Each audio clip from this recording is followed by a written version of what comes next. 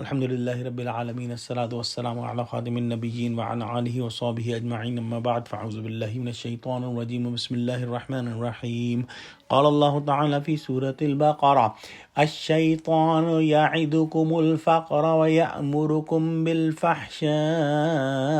والله يعدكم مغفرة منه وفضلا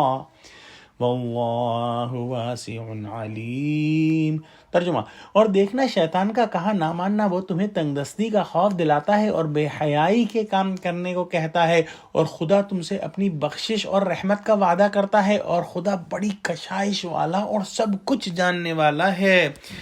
اس آیت میں ہدایت فرمائی گئی کہ شیطان کے بہکانے اور ڈرانے میں نہ آئیں۔ جب تم اللہ کی راہ میں خرچ کرنے کا ارادہ کرو تو شیطان تمہارے دل میں وسوسے ڈالے گا اور یوں کہے گا کہ صدقہ دو گے تو مال کم ہو جائے گا، تنگ دستی آ جائے گی، اپنی کل کی ضروریات کے لیے مال بچا کر رکھو، بچوں کے کام آئے گا، اگر خرچ کرنے لگو تو پھر وہ گھٹیا مال خرچ کرنے کی ترغیب دے گا۔ وہ تنگ دستی سے ڈراتا ہے، بخل پر ابھارتا ہے، اور اس کے علاوہ بے حیائی کے کاموں کا بھی حکم کرتا ہے، وہ گناہوں کی ترغیب دیتا ہے، تم اس کے کہنے میں نہ آؤ۔ اللہ تعالیٰ کی وعدوں پر یقین رکھو، اس نے تم سے مغفرت اور فضل کا وعدہ فرمایا ہے، اس کے امیدوار رہو اور یقین جانو کہ اللہ اپنے سب وعدے پورے فرمائے گا۔ اپنے خالق و مالک کے وعدوں کو بھول جانا اور دشمن شیطان کی باتوں میں آ جانا سمجھداری کی بات نہیں۔ اللہ تعالیٰ کا وعدہ ہے کہ تھوڑا سا دو گے تو بہت ملے گا، آخرت میں تو اجر و ثواب ہے ہی، دنیا میں بھی اللہ کی راہ میں خرچ کرنے کے بڑے بڑے منافع ہیں۔ رسول اللہ صلی اللہ علیہ وسلم کا ارشاد ہے کہ 3 چیزیں ایسی ہیں جن پر میں قسم کھاتا ہوں۔ ایک تو یہ ہے کہ صدقہ کرنے سے کسی بندے کا مال کم نہ ہوگا، اور دوسری بات یہ ہے کہ جس بندے پر ظلم کیا جائے وہ اس پر صبر کر لے تو اللہ اس کی وجہ سے اس کو ضرور عزت عطا فرمائے گا، اور تیسری بات یہ ہے کہ جو کوئی بھی شخص بندوں سے مانگنے کا دروازہ کھولے گا تو اس کے لیے ضرور تنگ دستی کا دروازہ کھل جائے گا۔ زکوٰۃ اور صدقات سے مال گھٹتا نہیں ہے، بڑھتا ہے، اور اس سے مال کی حفاظت بھی ہوتی ہے۔ ایک اور حدیث میں ہے کہ اپنے مالوں کو زکوٰۃ ادا کر کے ضائع ہونے سے محفوظ کرو اور اپنے مریضوں کے علاج کے لیے صدقہ دیا کرو، کیونکہ یہ بہت بڑا علاج ہے، اور مصیبت کی موجوں کا مقابلہ دعا اور تضرع و زاری سے کرو۔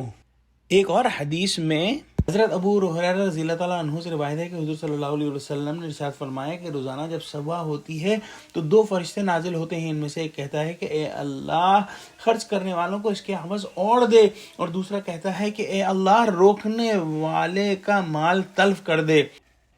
ایک حدیث قدسی میں آتا ہے کہ حضور صلی اللہ علیہ وسلم نے ارشاد فرمایا کہ اللہ ارشاد فرماتا ہے کہ اے ابن آدم تو مخلوق پر خرچ کر، میں تجھ پر خرچ کروں گا۔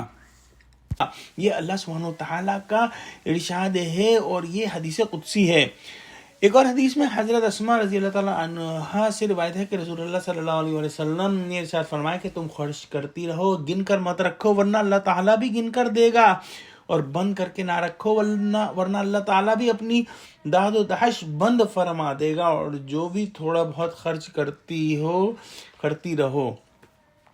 شیطان چاہتا ہے کہ اللہ کے بندے اللہ کی راہ میں خرچ نہ کریں، نفس بھی ہچکچاتا ہے کہ خرچ ہو جائے گا تو آگے کیا ہوگا، اور ایسے ہی وقت میں صدقہ کرنے کی زیادہ فضیلت ہے جبکہ نفس کنجوسی کی طرف جاتا ہو۔ حدیث میں ہے کہ ایک شخص نے عرض کیا کہ یا رسول اللہ صلی اللہ علیہ وسلم کون سا صدقہ ثواب کے اعتبار سے زیادہ ہے؟ آپ صلی اللہ علیہ وسلم نے فرمایا کہ صدقہ اس وقت کرو جب تندرست ہو، مرض الموت میں مبتلا نہ ہو، خرچ کرنے کو دل نہ چاہتا ہو، اس وقت خرچ کرنا چاہیے۔ تنگ دستی سے دل ڈرتا ہو اور پیسہ پاس رکھنے کی آرزو رکھتا ہو، یہ صدقہ ثواب کے اعتبار سے سب سے بڑا ہے، اور خرچ کرنے میں دیر نہ لگاؤ، یہاں تک کہ موت سامنے آ جائے اور جان حلق کو پہنچ جائے تو کہنے لگو کہ فلاں فلاں کو اتنا اور فلاں فلاں کو اتنا دو، اب فلاں کو کیا دلوا رہا ہے، اب تو وہ دوسروں کا ہی ہو چکا۔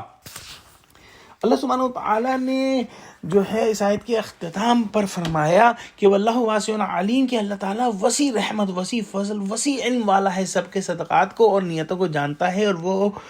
خوب زیادہ دے گا۔ وآخر دعوانا الحمدللہ رب العالمین، السلام علیکم ورحمۃ اللہ وبرکاتہ۔